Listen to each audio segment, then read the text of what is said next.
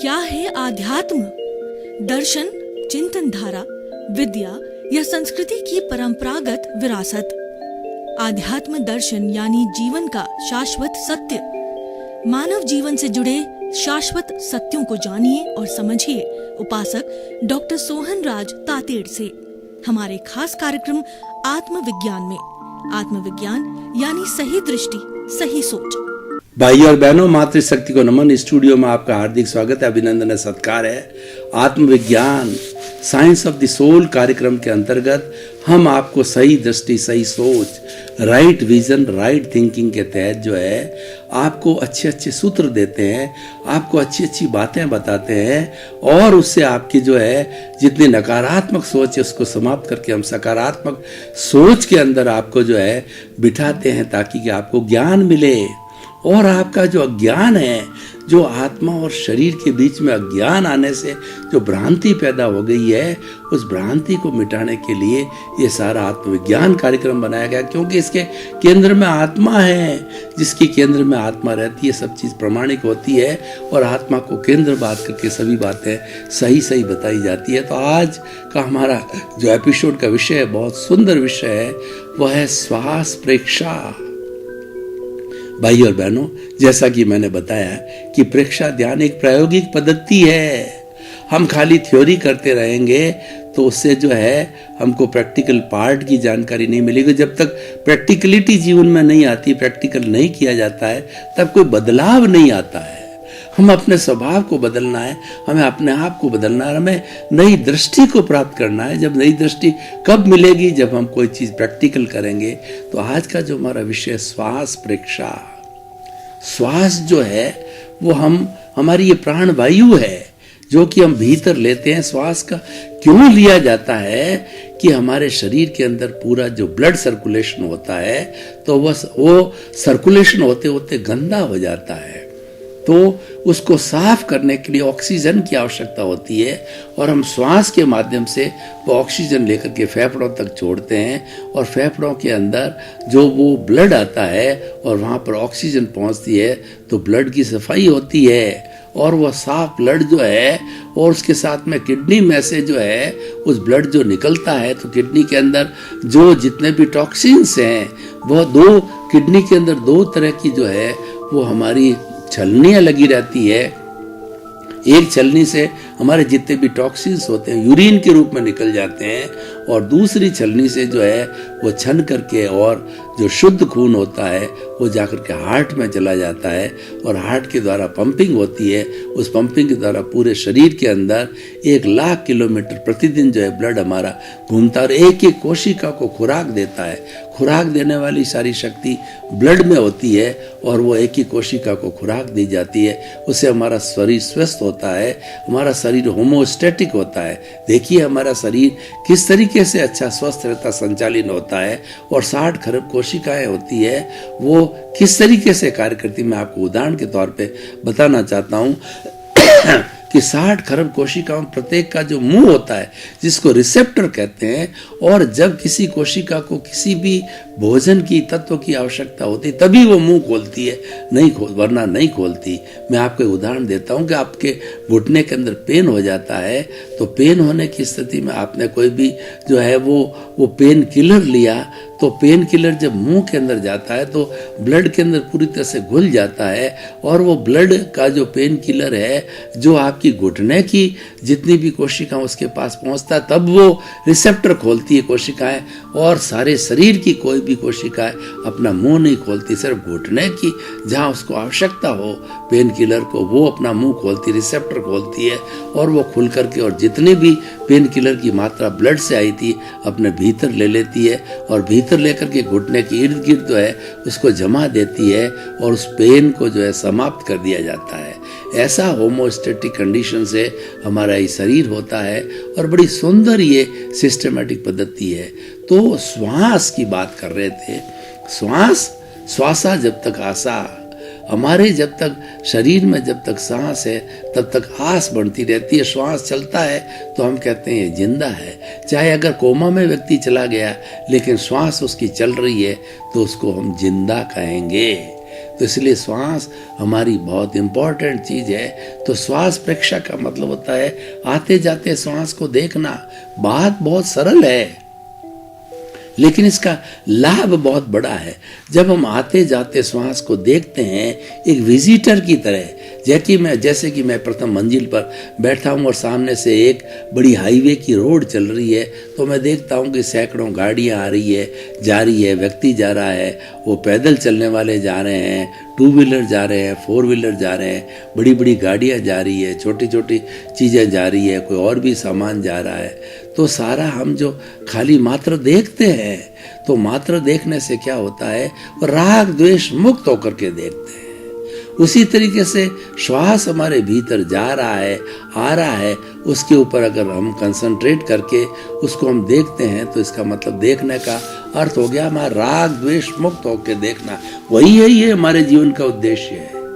मूल उद्देश्य के अंदर अज्ञान है, वो राग द्वेष है। ये आत्मा और शरीर जो है दोनों एक पड़ोसी की तरह घुले मिले हुए शरीर के अंदर है, और इनके बीच के अंदर एक अज्ञान का वेल्डिंग पड़ गया, उसका नाम है राग द्वेष। और ये वेल्डिंग जो है यही सब कुछ करता है। ये जो आत्मा तो निष्क्रिय है, अक्रिया वाला है, ये कुछ भी नहीं करता, इसके तो शरीर ही नहीं है, इसकी तो हाजिरी है। आत्मा की हाजिरी के बिना ये शरीर का राम नाम सत होता है, शरीर कोई भी कार्य नहीं कर सकता। और आत्मा की हाजिरी के बिना जो राग द्वेष है, जो कि प्रतिष्ठित आत्मा कहलाती है, वो चार्ज होती है और डिस्चार्ज होती है, इसकी हाजिरी से होती है। अगर ये न हो तो वो न तो चार्ज होगा न डिस्चार्ज हो, तो जो आत्मा वापस चार्ज होती है वो अगले जन्म में जाकर के वही प्रतिष्ठित आत्मा इस जन्म में चार्ज होती है, और नेक्स्ट जन्म में वह जैसे जैसे चार्ज का अर्थ होता है कि जैसे जैसे भाव किए हैं, जैसे जैसे कॉजेज डाले हैं, जैसे जैसे अभिप्राय और ओपिनियन दी है, तो अगले भाव में जाकर के वह द्रव्य कर्म के रूप में होते हैं, और वो भुगतान के रूप के अंदर व्यक्ति भुगतता रहता है। इसीलिए कहा गया है ये मन वचन काया रूपी जो शरीर है वो पूर्व जन्म के कर्मों के भुगतान के लिए मिला है, और ये सारा भुगतान करने वाला है, और ये लेकर के आया है, ये करने वाला। लेकिन मैं इससे अलग हूँ, ये तो करने वाला है, भोगने वाला है, मैं तो जानने वाला, देखने वाला हूँ। मेरी तो खाली प्रेजेंस से मैं इसका भोग कैसा चल रहा है उसको जानता हूँ, देखता हूँ। और हम उसके साथ के अंदर नहीं मिलते हैं, जुड़ाव नहीं करते हैं, तो हमारा कोई राग द्वेष नहीं होता, और हम निष्पक्ष रहते हैं, और भाव नहीं पड़ते, हमारे कॉजेज नहीं डाले जाते हैं, हमारा अभिप्राय ओपिनियन बनती है। और जो ही जुड़ गए, इसकी जो प्रकृति, इसका जो कार्य पीछे से लेकर आ रही है और हर क्षण करती रहती है, जीवन भर जितना आयुष 70-80 वर्ष का वो प्रकृति करती रहेगी, एक फिल्म की तरह ये खुलती रहेगी। मन वचन काया की तीनों बैटरियां फिल्म की तरह खुल के हम जुड़ गए, तो जुड़ते ही हमारे राग द्वेष पैदा हो गए। तो हम बात कर रहे थे श्वास की, इसको हम देखते हैं तो राग द्वेष मुक्त रहते हैं, ये सबसे बड़ा फायदा है। तो हम एक प्रयोग करेंगे कि किस तरीके से श्वास प्रेक्षा की जानी चाहिए, क्योंकि ये प्रयोग करने से राग द्वेष मुक्तता आती है। राग द्वेष मुक्तता आने का मतलब ये है कि हमारा जो सबसे बड़ा ज्ञान है वो मिटता है, और हम ज्ञान की ओर जाते हैं। और जब ज्ञान प्रकाशित होता है, ज्ञान मिटता है, तो हम धीरे धीरे हमारा जो पुरुषार्थ है, हम ज्ञाता दृष्टा भाव में आ जाते हैं, और धीरे धीरे ये कॉजल बॉडी, कर्म शरीर, और ये जो शिथिल होता जाता है, और एक दिन मृतवत हो जाता है, जीरो आ जाता है, तो आत्मा सिद्ध बुद्ध और मुक्त। आत्मा तो सिद्ध बुद्ध मुक्त है ही है, लेकिन इस प्रेजेंस के अंदर, इस कारागार के अंदर बंधी हुई है, और वो सिद्ध बुद्ध होकर के चली जाती। तो सबसे पहले हम श्वास प्रेक्षा के लिए कायोत्सर्ग करेंगे, दोनों आंखें कोमलता से बंद, रीढ़ की हड्डी सीधी एंटीना की तरह, और जो है दोनों हाथें जो है ध्यान की मुद्रा में रहिए।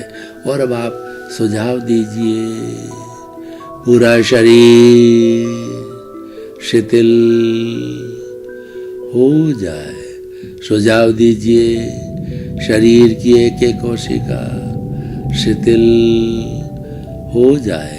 अपने चित्त को हर पूरे शरीर में घुमाइए, ऐसी कोई जगह ना रहनी चाहिए कि चित्त पूरे शरीर में नहीं घूमे। हर कोशिका तक चित्त को घुमाते रहिए, पूरा घुमाइए, और अनुभव कीजिए पूरा शरीर शिथिल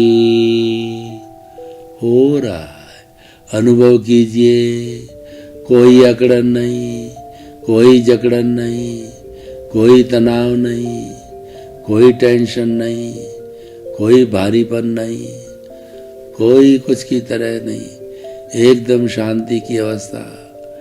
और अनुभव कीजिए मेरा शरीर रुई की भांति हल्का हो गया। अनुभव कीजिए मेरा शरीर अपने स्थान से 1 फुट ऊपर उठ रहा है, हल्का हल्का हल्का। शरीर शिथिल। अब हमें श्वास को शिथिल करना है। दोनों नथुनों के बीच में अपने चित्त को केंद्रित कीजिए।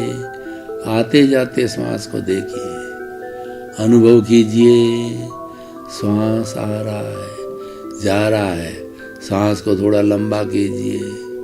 जब श्वास लिया जाए पेट फूले, सांस जब निकले जब पेट सिकुड़ना चाहिए।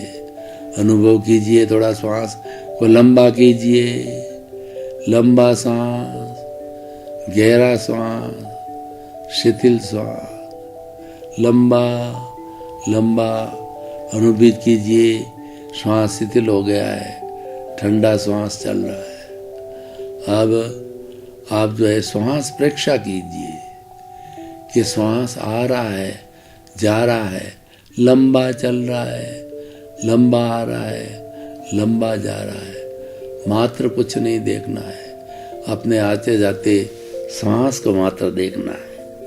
देखिए लंबा श्वास, गहरा श्वास, समतल श्वास आ रहा है, जा रहा है, लंबा लंबा लंबा लंबा श्वास आ रहा है, जा रहा। केवल श्वास को देखना है। जब हम श्वास को देखते रहेंगे तो राग द्वेष मुक्त होकर के देखना होगा। राग द्वेष मुक्तता का अर्थ होता है ज्ञान की उपस्थिति और अज्ञान का दूर हटना।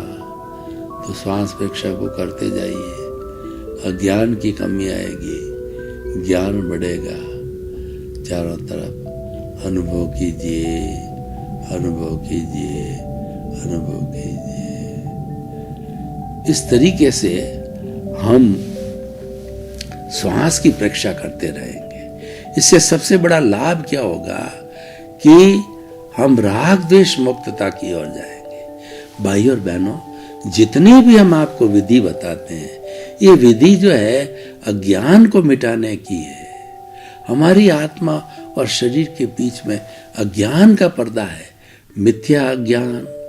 मिथ्या हमारा जो है मिथ्या दर्शन, मिथ्या ज्ञान और मोहनीय कर्म के 3 बड़े पर्दे पड़े हैं जो कि घाती कर्म है। और ये आत्मा के कर्मों की आत्मा की घात करते हैं ये तीनों कर्म। और हम इसको जो है श्वास परीक्षा के माध्यम से जो है राग द्वेष मुक्त होकर के और इसको शिथिल करते हैं।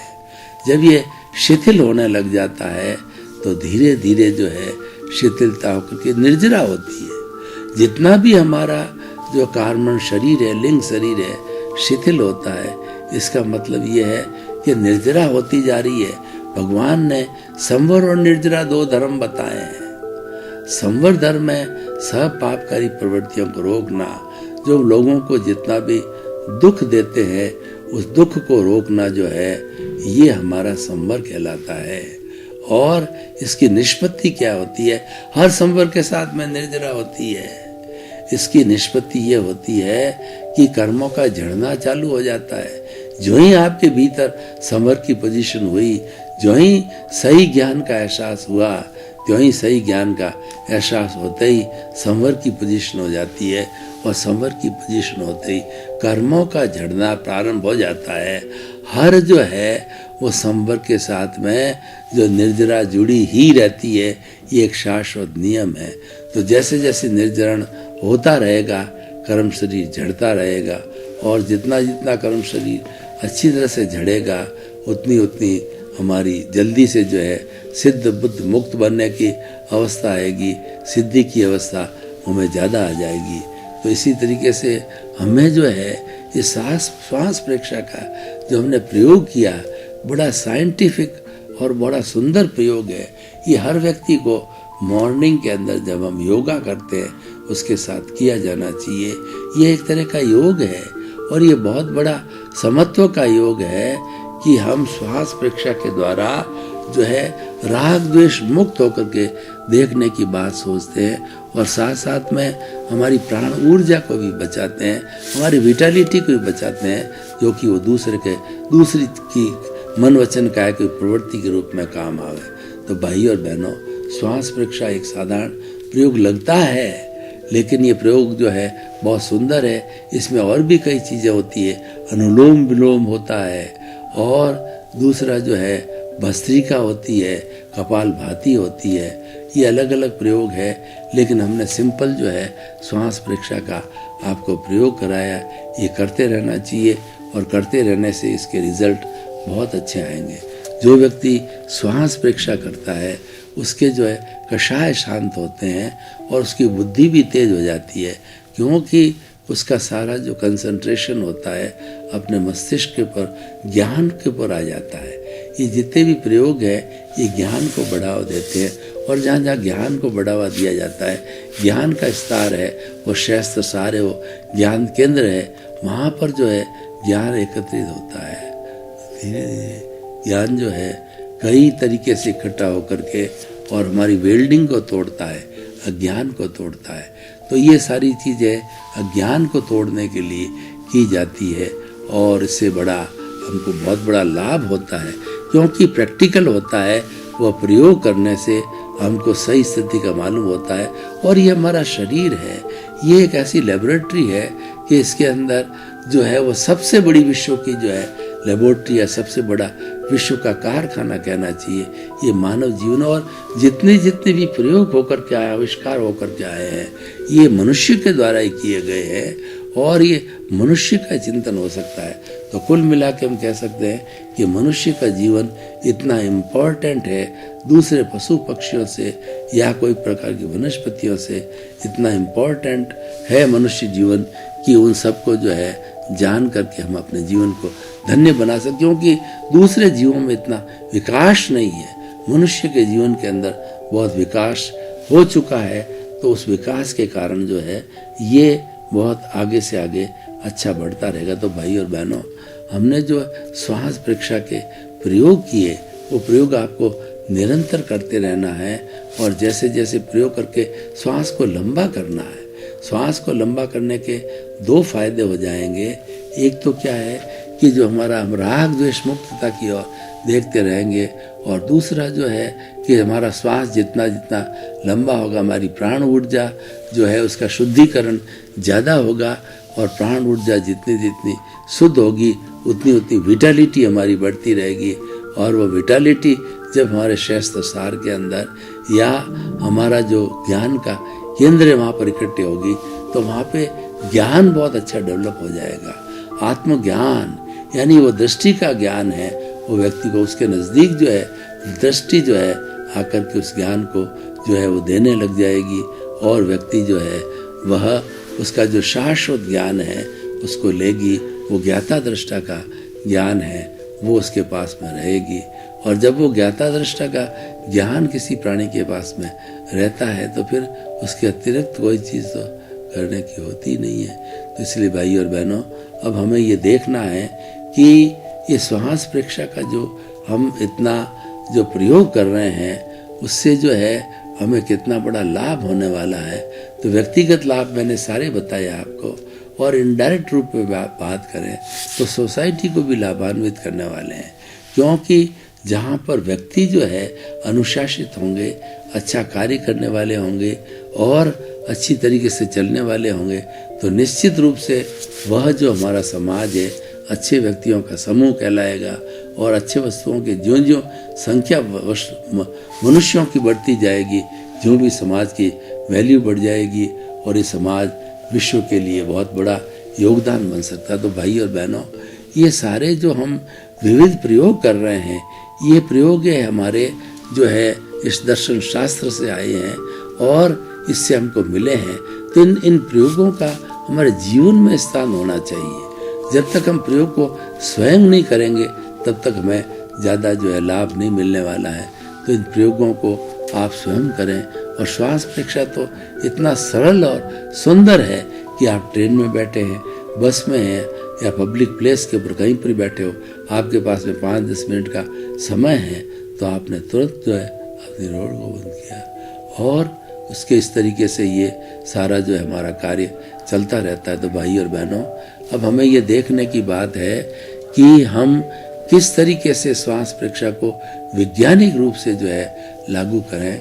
तो वो हमारा वैज्ञानिक रूप क्या है कि श्वास की जब हम परीक्षा करते हैं तो उसके साथ साथ में हमारे विचारों के अंदर अल्पीकरण होता है और विचारों के अल्पीकरण से हमारा इधर उधर भटकाव नहीं होता है, हमारी एकाग्रता बढ़ती है। और जब जीवन के अंदर एकाग्रता बढ़ती है तो उसके साथ साथ में हम कोई चीज़ को बहुत अच्छी तरह से ग्रहण कर सकते हैं और अच्छी तरह से ग्रहण की गई चीज़ जो है अच्छी तरह से पालन होती है। तो इसीलिए भाई और बहनों, इसके हमारी श्वास परीक्षा के और भी कई कारण। हमारा स्वास्थ्य अच्छा रहता है, विचारों का अल्पीकरण होता है और राग द्वेष हम जीवन की मुक्तता का अनुभव करते हैं और साथ साथ के अंदर ये हमारा जो जीवन है उस पर भी नियंत्रण होता है, क्योंकि श्वास जब तक चलता रहता है तो हमको लगता है कि हमारा जीवन इसका संबंध है, वो सारा जीवन से श्वास के साथ में है। तो श्वास का प्रयोग जो है ना हर लेवल पर किया जाना चाहिए और ख़ास तौर से हमारे भारतवर्ष में 80 करोड़ युवा है, उन्हें देश का निर्माण करना है, उन्हें अपने जीवन को धन्य बनाना है, अच्छा बनाना है। तो उसके अंदर हमारा जो अपील है उन लोगों से कि जो हमने श्वास परीक्षा का प्रयोग कराया है, ये 5 मिनट का, 7 मिनट का, 10 मिनट का, वैसे 45 मिनट तक का ये प्रयोग है।